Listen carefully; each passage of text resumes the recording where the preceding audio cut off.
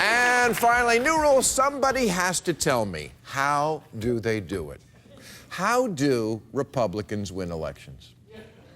According to a new poll, only 6% of likely voters think Congress is doing a good job. Only 14% think it's passed any legislation that will improve their lives.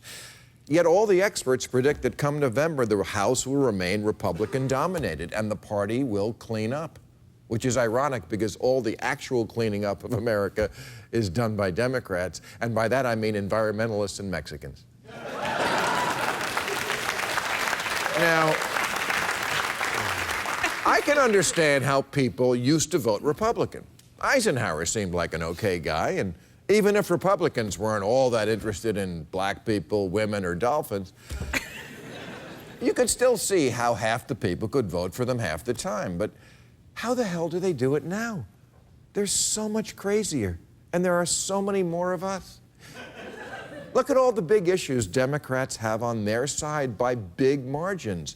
71% want to raise minimum wage. 88% want background checks for guns. 80% support a path to citizenship for illegals. 90% support an equal pay law for women. Republicans are against all of it. So how do they win?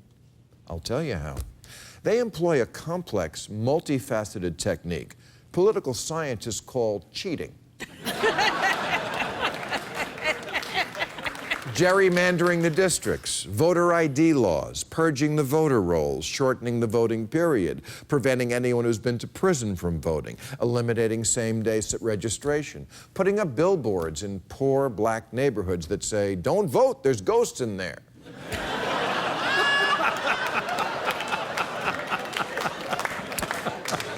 But that is not the... That is not the only trick Republicans have up their sleeve. Even more than cheating, what Republicans have done is tap into the deep, rich vein of cultural resentment that runs through America's heartland like an artery clogged with hate butter. And liberals, to be fair, sometimes make it pretty easy for them to do that. When Gwyneth Paltrow said her divorce was a conscious uncoupling, even I wanted to jump in a truck, crank up the Leonard Skinner, and shoot up a farmer's market. And as a comedian, I don't like it when political correctness Nazis hound me to censor every joke and apologize for every slight. And when I have to learn how to pronounce words like chai and quinoa, I just want to shove a head of kale up their ass. They mean well, but sometimes when I'm at Whole Foods, I don't want to sign petitions and give to charity. I just want to go in and get a $15 lentil sandwich that'll make me fart for a week.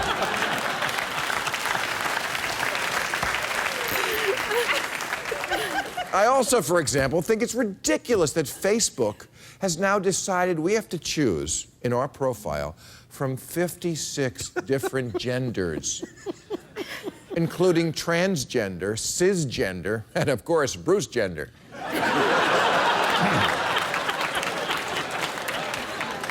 You know that I once almost ate at Chick-fil-A just because so many people were telling me I shouldn't eat at Chick-fil-A. But then I remembered, it's Chick-fil-A. But even atheists make me roll my eyes sometimes, like when they sue to have a cross taken down from a building. Oh, for fuck's sake, we're atheists, not vampires. You can't handle seeing a cross now and then, you picked the wrong country. So I get it, liberals can be obnoxious, and that's why lots of Americans say we don't want politicians nagging about what we can name our football team or how big our soda can be or what we can eat or who we've offended. We have wives for that.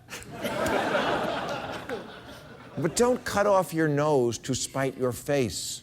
One of the Republicans' strongest voting blocs is low-income whites who didn't go to college.